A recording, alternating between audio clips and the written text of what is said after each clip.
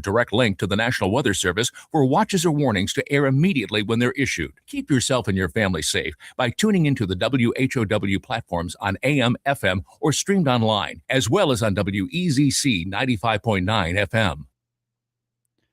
From the Heart Media Group newsroom and DeWittDailyNews.com, I'm Ben Hubbard with this expanded morning newscast.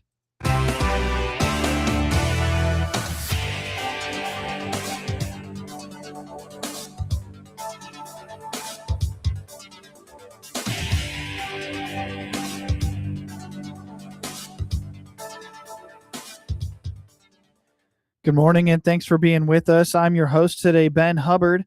The news is brought to you by Baum Chevy Buick in Clinton, your Silverado headquarters, as well as Connexus, offering fiber internet in Clinton. Click their icon on DeWittDailyNews.com to find out more. The Peterson Insurance Agency in Clinton is inviting the community to an open house Tuesday afternoon on the square at its location in Clinton to celebrate its 60th anniversary. Owner Jay Peterson says while many consumers shop for policies online, working face-to-face with an independent local agency ensures clients don't end up underinsured, offering direct, personalized service with a real person picking up the phone every time. Yeah, we see it all the time. People come in that have bought online, and we write for some of those companies. We represent Progressive, we represent Geico, which are two of the big ones people buy direct on. And they'll come in, and the problem is when you're online, and if you're not an insurance knowledgeable person and you start price shopping, you're going to probably end up with some coverage that isn't what you intended to have or not sufficient for your assets to protect you. So, Sure. And typically we can help them see that. And our office, we're a family face-to-face type business. We have no answering machines. If you call our office, a person picks the phone up, and if they can't help you, they'll find somebody that can. And we deal face-to-face. So everything from auto and home to big commercial accounts. Obviously, crop and farm has always been a big segment of our operation, and that's something we feel like we excel in.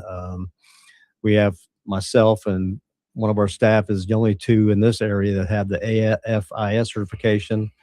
We also do life insurance. We do health insurance. We do Medicare supplements. We write bonds. We pretty much, there's not much we can't take care of for people. Anytime, just come in and bring what you have, and we'll be glad to review it, tell you if we have a better option for you, or sometimes we don't, or if we think there's some coverages there that you need to have higher limits or different deductibles or different things, we can go through that with you. From auto, home, and commercial coverage to specialized lines like life, health, and Medicare supplements, Peterson highlights crop and farm insurance as one of the agency's primary strengths. He notes that he and his staff hold specialized AFIS certifications, allowing them to carefully review client coverage and tailor policies to their exact needs. Yeah, we started off, we had no computers. We had a typewriter. We had everything was rated with yellow notepads out of books. Sure. And then the big thing was when we got a copy machine and we got a fax machine, that was, like the industry changing tool. And now for the last probably 20 years, we haven't had any paper files at all. We're virtually paperless. We have a management system. We have our companies are all using AI for different things.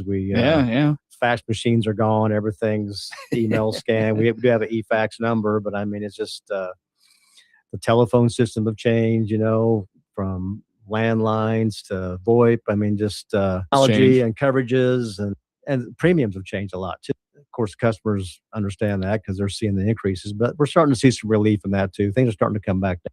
I'm not sure about property long term. I mean, it's not helping when Illinois has record number of tornadoes from 2026, right? Because the reinsurers and all companies use reinsurance. They're looking at that, and most of them are foreign, and they're saying, well, why would we write in Illinois? They have the most tornadoes, so it affects pricing and stuff, but rates are coming down.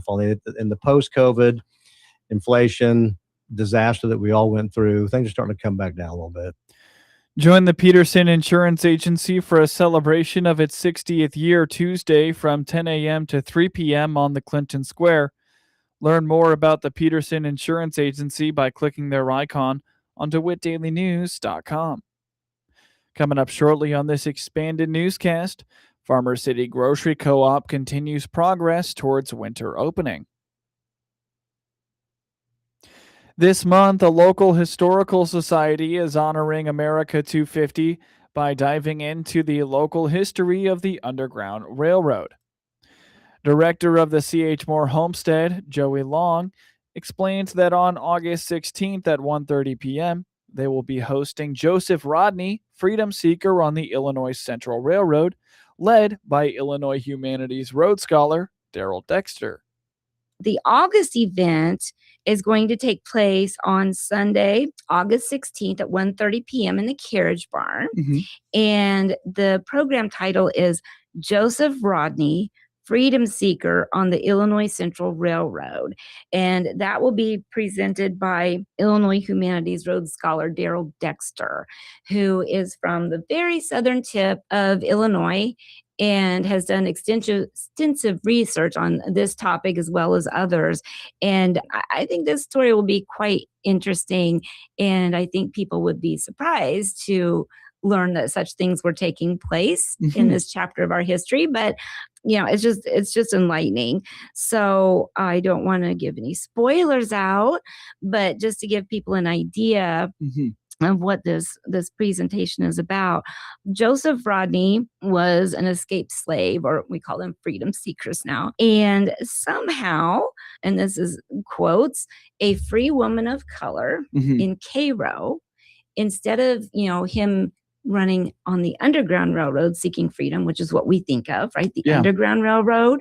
She purchased a ticket on the Illinois Central Railroad for him. So that starts the whole adventure. Yeah. So it follows his travels, up on the rails. His owner is hot on his heels. And when they reach Chicago, then the story really starts. As funding grows tighter for those who preserve local history, Long is grateful that the Illinois Rhodes Scholars Program is coming out to lead the program. She says they are one of 5 museums to benefit from the group this year. This program is actually made possible. I was able to secure a grant from the Illinois Humanities. Very nice. And they have a program. It's called the Illinois Humanities Rhodes Scholars, but Rhodes, R-O-A-D, not the other. And so we were able to contact him through their programming and secure an event date.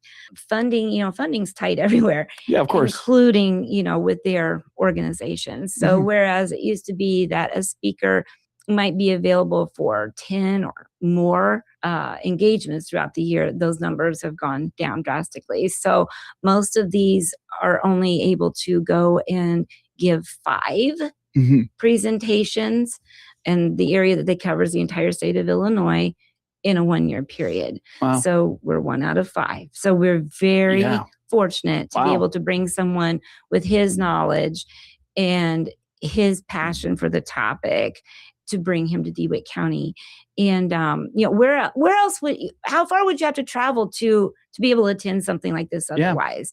That's one thing that the museum strives to do, and I'm proud of. Long explains that the history of the Underground Railroad can be hard to track down, as it would be very dangerous for those at the time to leave anything behind that could have gotten them captured. That being said, there are traces that prove its presence in Clinton and DeWitt County. So I think that will be fascinating to explore that chapter of history. And, our community is tightly knit to the Underground Railroad. Yeah. And so I think this will be quite interesting. Now, I will start by saying, learning about those secretive operations are a little difficult. During the time, you're not going to leave a paper trail or brag about it, Totally, right? Yeah. You'd be putting yourself and others in great jeopardy. Yeah. But as far as locally, what I can tell you is there was a woman. Her name was Eliza Argo.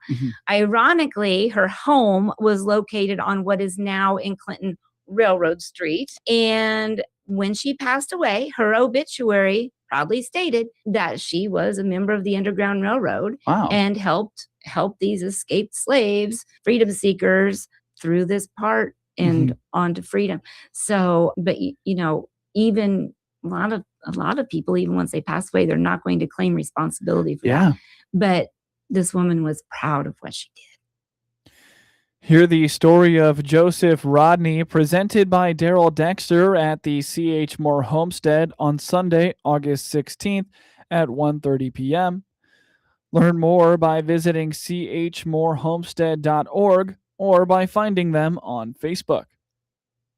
You're listening to the WHOW Morning Show. Let's take a quick break with a word from our sponsors. Baum Chevrolet Buick offers full transportation options while giving you peace of mind. This is Scott Baum from Baum Chevrolet Buick here in Clinton. This is what we do every day. We listen to you, give you options for routine maintenance, major mechanical problems, or collision repairs with a staff that's knowledgeable to find the best option for you. Baum Chevrolet Buick, your full service dealer. See us at baumchevybuick.com right from the start. It's the quiet moments you count on. A call that connects instantly, a show that never buffers, a home that just works. That's the difference with Connexus Fiber Internet. We built a buried fiber network designed for consistency, earning us the title of top-rated fiber internet provider in Illinois. With plans starting as low as $25 a month and 3-year price lock options, it's reliability you can feel without the unpredictability. Because with Connexus, connection means everything. Experience better at Connexus.com. Nothing Connexus like Connexus. News time is 20 minutes after the top of the hour. You're listening to the WHOW Morning Show. The grocery co-op project in Farmer City continues its progress toward an opening on the Farmer City Square this winter. On the WHOW Morning Show Monday, Kurt Homan, Executive Director of the DeWitt County Development Council, or DCDC, told the Hart Media Group that with 5 months before the end of 2026, there is still a lot to do to be ready for an opening by the 1st of 2027. It's actually probably longer than you think. I actually organized an event. It was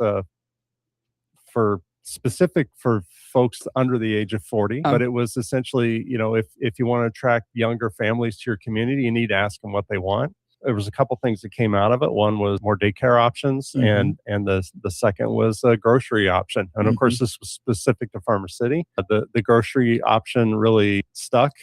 Now we're gonna, there'll be a co-op grocery store opening around the end of the year. So it's been a real great effort on community members and folks keeping that progress moving. Western Illinois University came in early on and provided some framework, that has been effective. And that group followed that, and they're getting ready actually to bid the outside work of the building, and then it'll be on to the inside work. And again, their time frame is to have the building ready to be opened at the end of the year. Really? Say the first of the year. Homan admits the group gets frustrated by the slow nature of the process. He reminds there is no government-backed entity supporting them. The effort is entirely grassroots. That group gets frustrated at times, and you step in sometimes with motivation, or you step in with, hey, I'll run your meeting tonight. Let's just keep things moving forward. It's really going to solve a real need for Farmer City, and also it's going to solve one of the things that people under the age of 40 said that they wanted. So it's going to make the town more attractive. Anchor State Bank, located in Farmer City, as a direct result of the fact that grocery store was going to open in downtown Farmer City. So there's already been additional financial impact, from those things. And it's just momentum. You mentioned that word earlier. Momentum is just so incredibly important. And right now we have momentum. Like the grocery co-op, Homan feels the DCDC has a lot of momentum as well and is looking forward to a strong finish to 2026. Follow the DCDC on Facebook for the latest happenings in development in DeWitt County. The University of Illinois Extension is leading an Illinois household food waste survey. You can participate at go.illinois.edu/food waste survey, says Extension Specialist Dr. Ashley Bell. About a third of the U.S. food supply is wasted, and that definitely contributes to significant environmental degradation. It contributes to economic losses as well as social inequities. And so households, they are the largest contributors to food waste, and it accounts for about 35% of total waste nationwide. And so when you ask, what led us to develop this survey and launch it statewide, well, the U.S., they have established a national goal to reduce food loss and waste by 50% by 2030. And so in order to achieve this target, it will require meaningful reductions at the household level where the majority of this waste is occurring. So we have launched this survey to help to inform education and outreach efforts that will help to try to move the needle on reducing food waste in the household. The survey takes around 10 minutes to complete. Responses are due by August 13th. An example of USDA rural development funding is the Community Facilities Direct and Guarantee Loan Program, which is playing a vital role at a Northwest Illinois healthcare facility. The project involves Midwest Medical Center in Galena, says USDA Rural Development State Director Jesus Ortega. We've been able to assist this hospital several times as it's grown since it was built in 2007 into the premier facility it is today, which serves at least 3 states. Rural Development has funded Midwest Medical Foundation through $71.1 million in community facilities direct and guaranteed loan funding since 2018. Funding over the years has included acquisition, construction, and improvements to the facility, such as substantial road work and a new entrance to the facility. This has created improved access to healthcare for those in the immediate area and surrounding areas, construction of an addition to the hospital's rehabilitation center, and clinical and wellness departments. These improvements allowed for an integrated medical campus and alleviated space constraints within the hospital. The design also provides more efficiency, which is vital to healthcare for both patients and staff. Improvements allowed for further expansion to better support access to healthcare. Ortega says a recent $9.3 million investment from USDA Rural Development will help fund an expansion of the surgical department at the hospital. A wide range of drought coverage changes were noted in crop and commodity growing areas for the 7th month of the year. Rod Bain reports.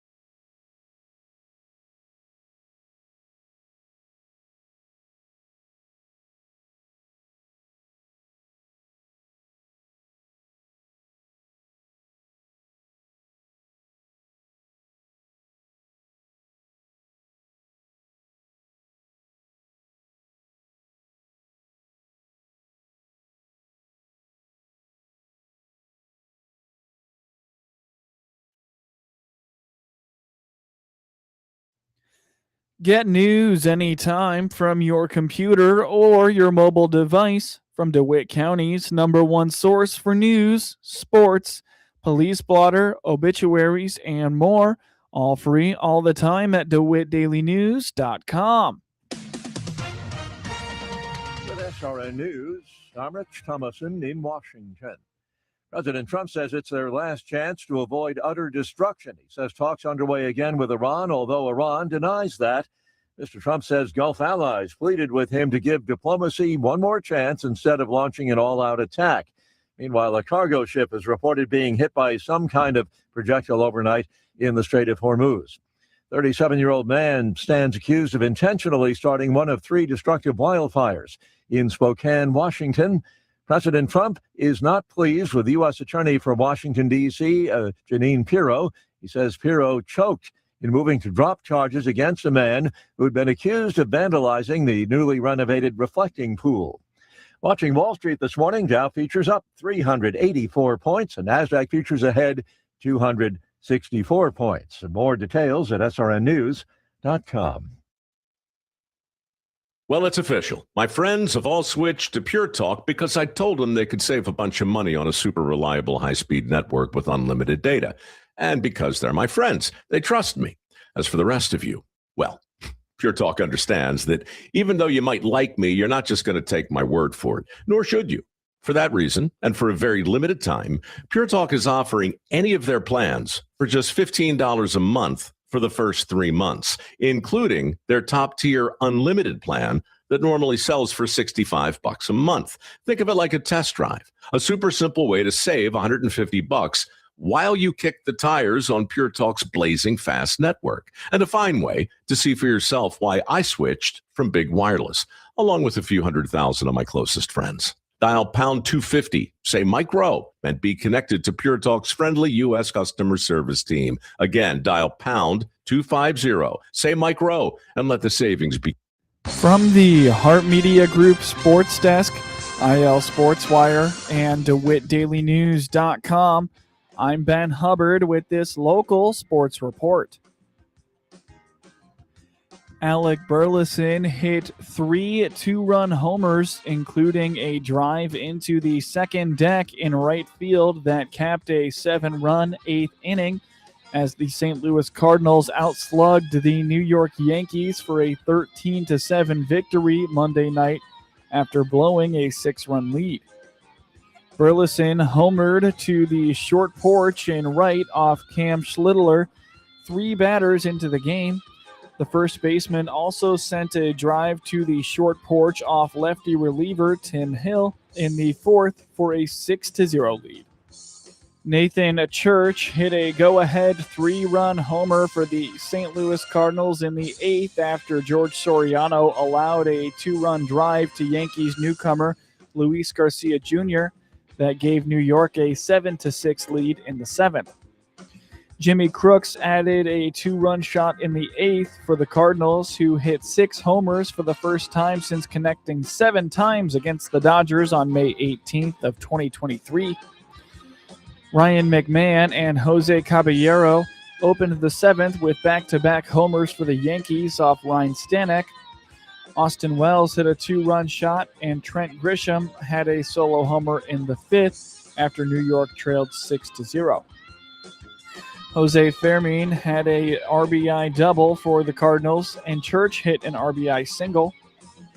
Garcia started at first base and went 2 for 4 after being obtained from Washington on Sunday.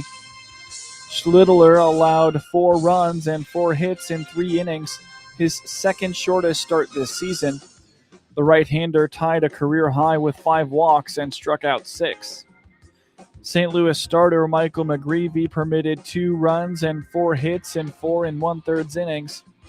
Gordon Graceffo, who is 7-1, retired New York's final 6 batters to earn the win. Yankees left-hander Ryan Weathers is 4-7 with a 3.99 ERA and opposes Cardinals righty Hunter Dobbins, who is 2-1 with a 3.74 ERA on Tuesday.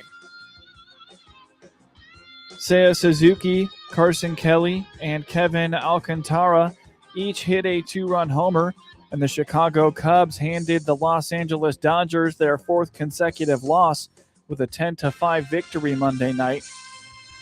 Michael Busch drove in 3 runs against his former team, helping Chicago improve to 2-2 on a 7-game homestand. The Cubs also pulled within 5.5 games of NL Central leading Milwaukee, which lost 4-3 to Pittsburgh. Los Angeles has dropped 6 of 8 overall after it was swept by Boston over the weekend. Tarek Skubal takes the mound Tuesday night for his first start with the NL West leaders since the ace left-hander was acquired in a trade with Detroit. Tommy Edman hit a 3-run homer for the Dodgers, and Teoscar Hernandez also went deep.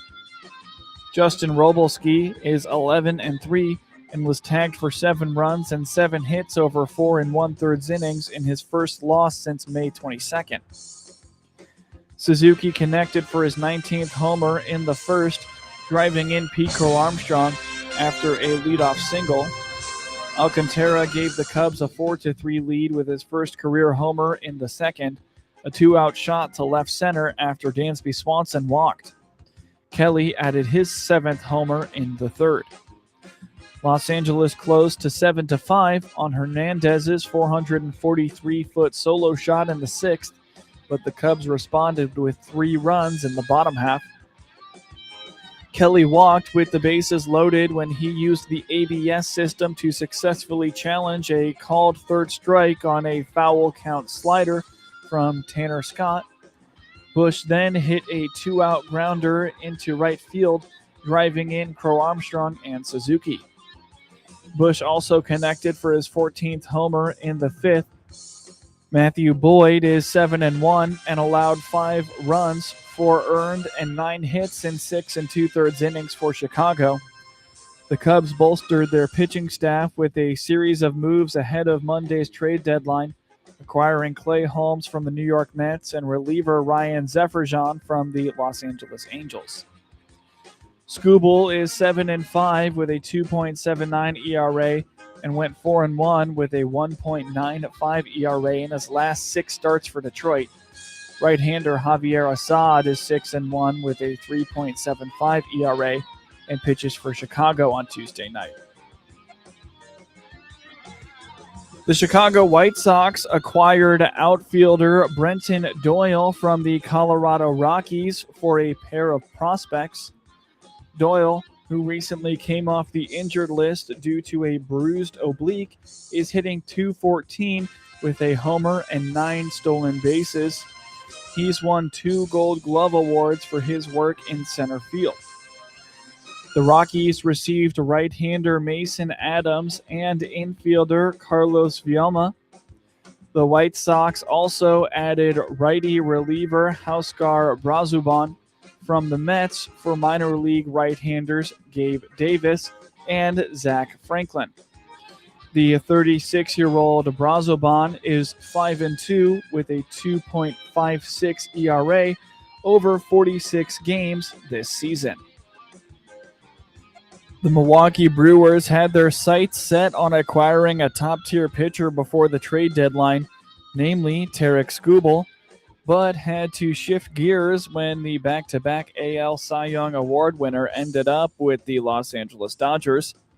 Instead, the Brewers, who entered Monday tied with the Dodgers for the best record in the major leagues, settled for veteran starter Dustin May, who was acquired from the St. Louis Cardinals shortly before the deadline.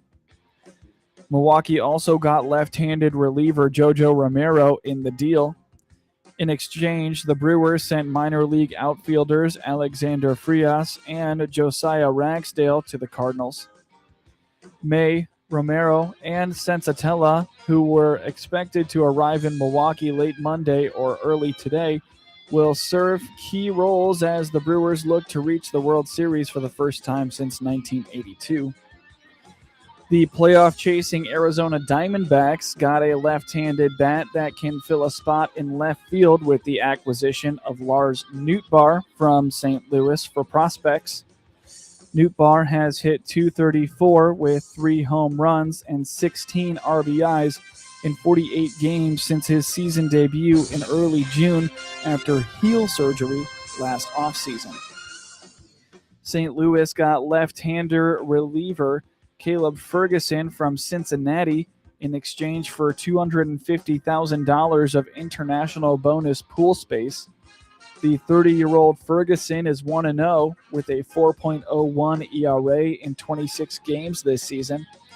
In 359 games over 8 big league seasons with 6 teams, he is 25-17 with 7 saves and a 3.69 ERA. The Chicago Cubs acquired right-hander Clay Holmes and outfielder Tyrone Taylor from the last-placed New York Mets on Monday for touted infield prospect Jefferson Rojas. The Cubs also added reliever Ryan Zefferjan and left-hander Braxton Garrett in 2 other deals ahead of Monday's deadline. Those moves were completed one day after the Cubs augmented their rotation by landing Kevin Gossman in a trade with the Toronto Blue Jays. The Cubs weathered a series of pitching injuries on their way to a 64-49 record and the top spot in the